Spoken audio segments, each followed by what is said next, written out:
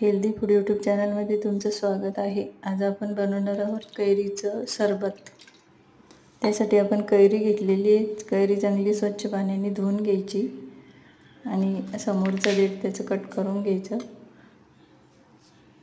नंतर त्याच्या आंब्याच्या वरची कैरीच्या वरची पूर्ण साल काढून घ्यायची आणि किसणीने किसून घ्यायचं।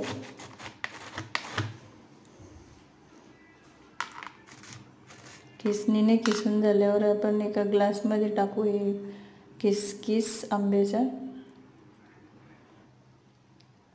आणि त्याच्यामध्ये टाकू थंड पाणी, साखर टाकू 2 चमचे। चांगलं मिक्स करून घ्यायचं, चाळणीने गाळून घेऊ। अशा प्रकारे आपलं कैरीचं सरबत तयार झालेलं आहे। टेस्टी आणि हेल्दी पण। व्हिडिओला लाईक करा, चॅनलला सबस्क्राईब करा।